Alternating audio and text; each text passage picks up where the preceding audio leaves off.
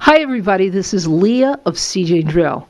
Now, have you ever wanted to attach something to concrete or brick and you didn't really know how to go about it? Well, today's video I'm going to show you how to accomplish just that. We're going to go over a few fasteners, give you some options, and then I'm going to actually show you how to install them. Now, the first three, these three are considered removable fasteners. The first two are concrete screws. And this last one here, that's called a strike anchor. And the reason why people like to use these three is because they are removable.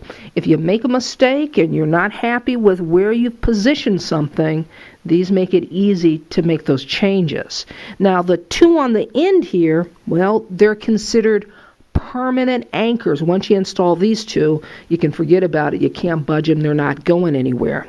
This is called a sleeve anchor, and this here is called a drive anchor, and this one here is only meant for concrete. Now, what you're going to need and what we're going to use for the installation today is we're going to use something called a hammer drill. Now, you can also use a rotary hammer, but we're going to use a hammer drill. I like hammer drills because they're inexpensive and they're very accessible to the average DIYer, okay? Now, what makes a hammer drill different than a regular drill? Well, come on in close and I'm going to show you exactly why. Okay, now I'm holding a masonry bit, and this is the bit that you're going to need for this particular application. Now, what makes it different than a drill, right? Well, here's the thing. In a regular drill, the drill bit is just spinning. That's all it's doing, just spinning at a very high speed. But with a hammer drill, not only is the bit spinning at a high speed, but it's also tapping as well. Hence the name hammer drill. Okay, so what I have here is just a common brick. It's secured very tightly to a table. And so what we're going to do is we're going to drill one hole, because I want to show you how easy it is to use a hammer drill.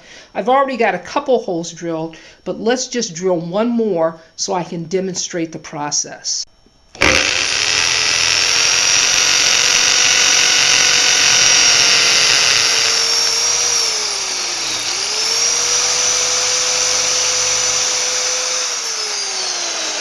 So I've got some compressed air here, and you want to clear the hole.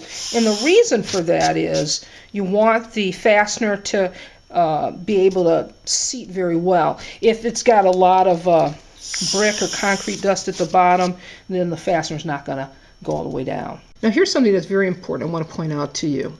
When you drill your hole, make certain that the depth is deep enough to accommodate the anchor. Now, what a lot of people do is they take their drill bit, they'll wrap tape around the circumference of it, they'll wrap tape around it, and then they'll know when they've reached the proper depth. Now, the first anchor we're going to install is what's called the strike anchor. We're going to insert it in the hole here, and then we're going to take a hammer, we're going to hit this end here that looks like a nail. And what's going to happen is it's going to cause the bottom of the anchor to flare out, and that's what holds it in place. So let's insert it in the hole, okay? I'm going to take a hammer and I'm just going to tap it down.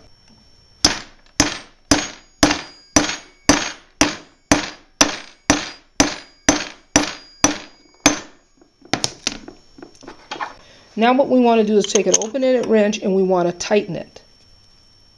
And that's going to further expand it. That's it. It's in there very, very securely. Okay, so our next anchor here is called the sleeve anchor. And what we're going to do is we're going to insert it into the hole here. We're going to tap it with a hammer, and then we're going to tighten the nut at the end. And that's going to cause this end to flare out, just like the strike anchor, and that's what holds it in place.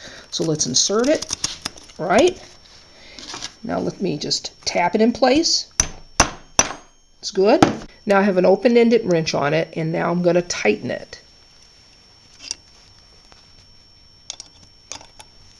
What that is doing is it's creating that bottom that I showed you to flare. And it's starting to tighten up. It's starting to get real tight now. And that's it. So this is our concrete screw here, and if you've noticed, the head is tapered, but the hole in the brick, well, it's not countersunk, so I'm not going to be able to drive the screw completely in. If I do, I may split the brick. This is a number 3 Phillips bit, and that's what you want to use for this particular concrete screw.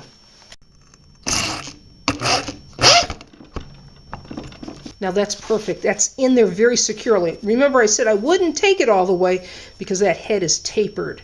Now our last anchor is a drive anchor, and it's designed for tamper-proof installation. That's why the tip of the head has no slots. There's no way for you to pull it, even if you could, which you can't, because once it's installed, that's it, folks. I got to tell you, it's the split wedge here that holds the anchor securely in place. Okay, so I'm going to insert the drive anchor. Okay, it's inserted. Now I'm going to take a hammer and I'm going to tap it down.